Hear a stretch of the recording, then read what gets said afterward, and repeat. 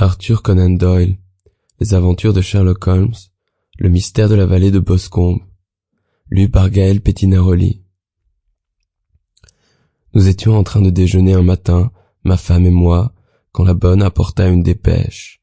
Émanant de Sherlock, il était ainsi libellé. Avez-vous des jours disponibles? On vient de me télégraphier de l'ouest de l'Angleterre au sujet de la tragédie de la vallée de Boscombe. Serais content si vous pouviez venir avec moi. Climat et site parfait. Part de Paddington par train 11h15. Qu'en dites-vous, chérie? Dit ma femme en me regardant. Irez-vous? Je ne sais pas trop. J'ai une liste de visites assez longue à présent. Oh, Amstruther ferait votre travail. Vous avez l'air un peu pâle depuis quelque temps. Je pense que le changement vous sera bénéfique. Et puis, vous portez toujours tellement d'intérêt aux enquêtes de Monsieur Holmes. Quand on songe à ce que j'ai gagné dans l'une de ces enquêtes, je serais un ingrat s'il en était autrement. Mais si je dois y aller, il faut que je fasse ma valise tout de suite, car je n'ai qu'une demi-heure.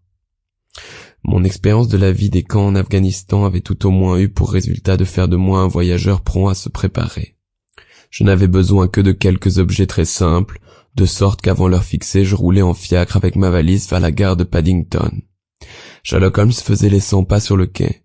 Sa grande et maigre silhouette semblait encore plus grande et plus maigre en raison du long manteau de voyage et de la casquette en drap qui lui serrait la tête.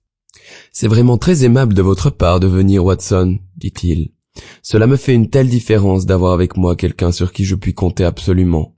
L'aide qu'on trouve sur place est toujours ou insignifiante ou réticente. Si vous voulez bien garder les 2 places du coin, je vais prendre les billets. » Mis à part l'immense bracelet de journaux qu'Holmes s'emporta avec lui, nous eûmes tout le compartiment pour nous seuls. Jusqu'à ce que nous ayons dépassé Reading, il tourna, retourna et lut les quotidiens, ne s'interrompant que pour prendre des notes et pour réfléchir. Puis, d'un geste soudain, il fit du tout un énorme ballot qu'il jeta dans le filet. « Avez-vous entendu parler de cette affaire ?» demanda-t-il. « Pas un seul mot, je n'ai pas vu les journaux ces jours-ci. La presse londonienne n'en a pas eu des comptes rendus bien complets.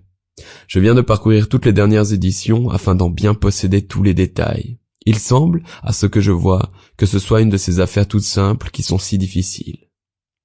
Ce que vous dites paraît un peu paradoxal. Mais c'est profondément vrai.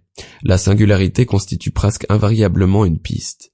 Plus un crime est dénué de caractère distinctif, plus il est ordinaire, et plus il est difficile d'en trouver les auteurs.